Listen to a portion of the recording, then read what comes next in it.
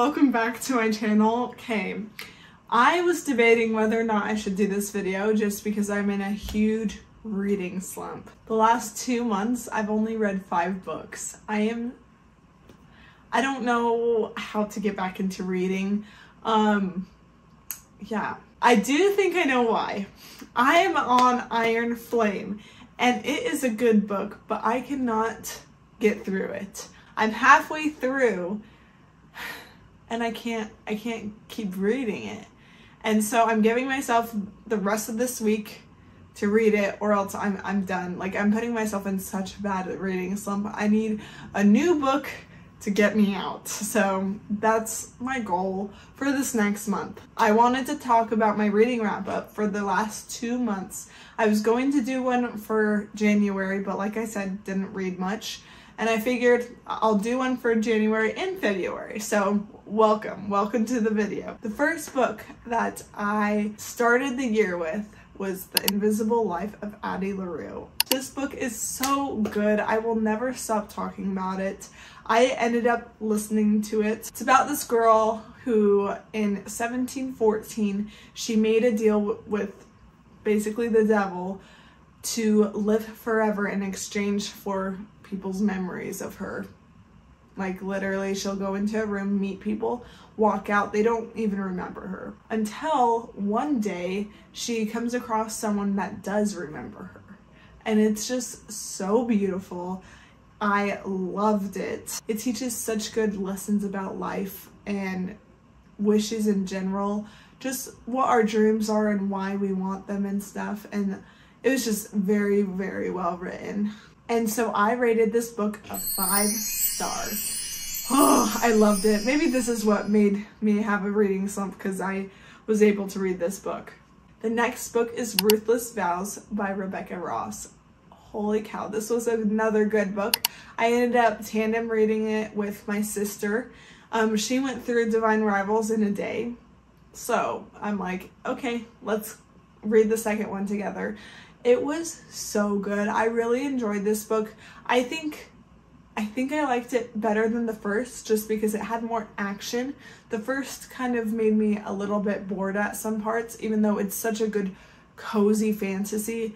This second one was just so much action and I really enjoyed it, and I really loved the high stakes of their love for each other. It's the second book of the series. I can't really say much else. The Letters of Enchantment series is just top tier. It's so good. I rated this one a 5 as well. The next book that I read, I actually listened to.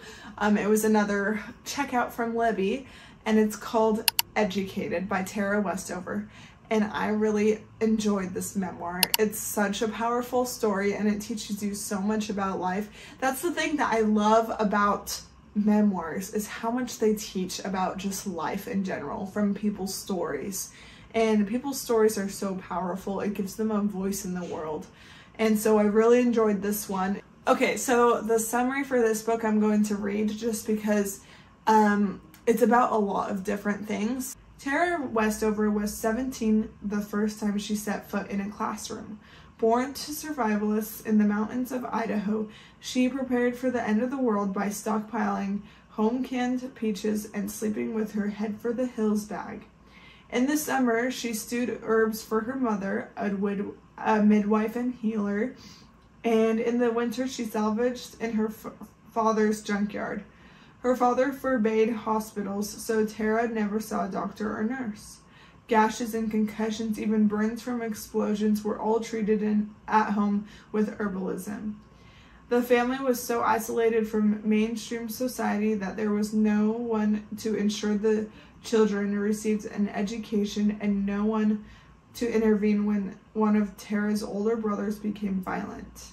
Then, lacking any formal education, Tara began to educate herself. She taught herself enough mathematics and grammar to be admitted to Brigham Young University, where she studied history, learning for the first time about important world events like the Holocaust and civil rights movement. Her quest for knowledge transformed her, taking her over oceans and across continents to Harvard and Cambridge. Only then she would wonder if she traveled too far, if there was still a way home. Educated is an account of the struggle for self-invention. It's a tale of fierce family loyalty and of the grief that comes with severing the closest of ties.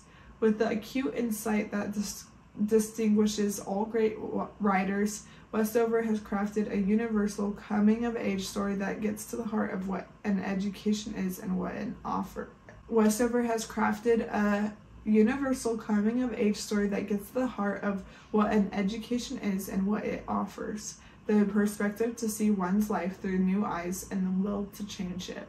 Such a powerful story, just learning about everything she overcame. My rating for this memoir was 4 stars. The only reason why it's a 4-star is because I don't normally gravitate towards memoirs, and so it was a little bit harder to get into. I like my romances, I like my fantasies, and so that's why I scored it 4 stars. But other than that, it was such an amazing read. The next book I read was The Call of the Wild, and this is by Jack London, and I actually read this for a class. I'm reading it for my English Lit class, and it's such a good book. It's such a good book. It's about this little dog that starts his life on this farm and everything is going good, but suddenly he is kidnapped and he's put into dog sledding, and it's just about his experiences and everything. It talks a lot about perseverance and just strength, and I really enjoyed it.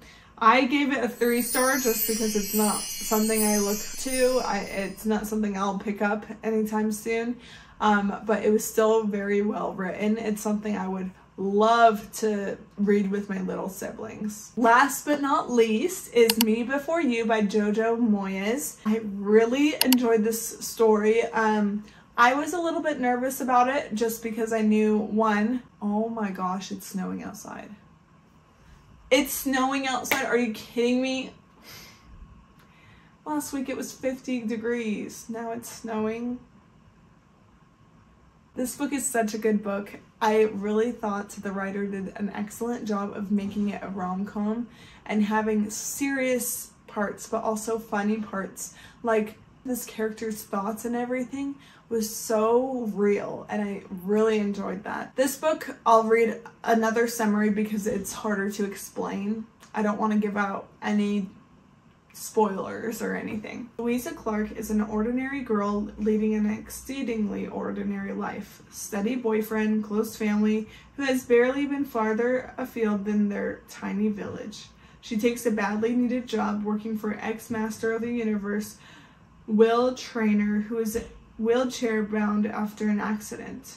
Will has always lived a huge life, big deals, extreme sports, worldwide travel, and now he is pretty sure he cannot live the way he is.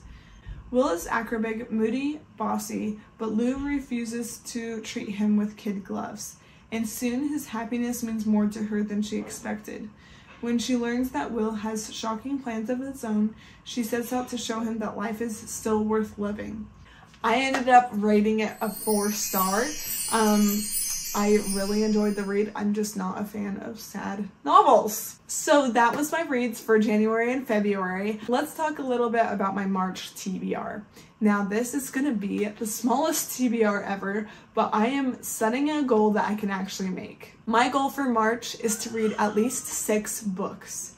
However, I am not going to pick all 6 right now just because I am a mood reader, and I feel like if I pick all 6, then that's not going to help me with my reading slump.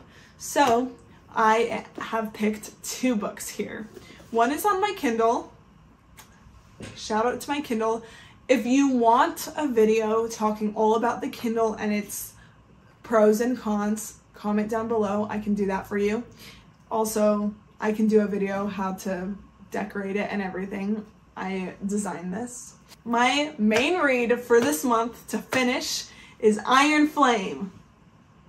I need to finish this book. I really do.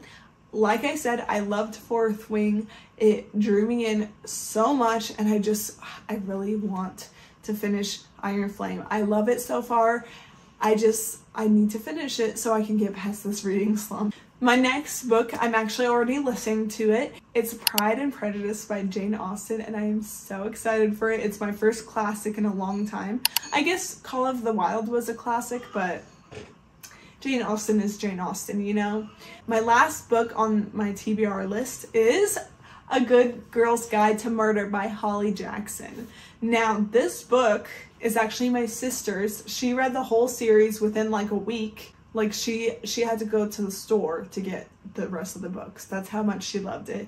She's been telling me to read this so much so we can talk about it. And so I'm really wanting to read this book so I can get on with the series. Well, there you have it. My reading wrap up and my TBR. I really hope this can help me make good goals for the rest of the month of March, and that I can have a good reading month, because I really need to get back into reading.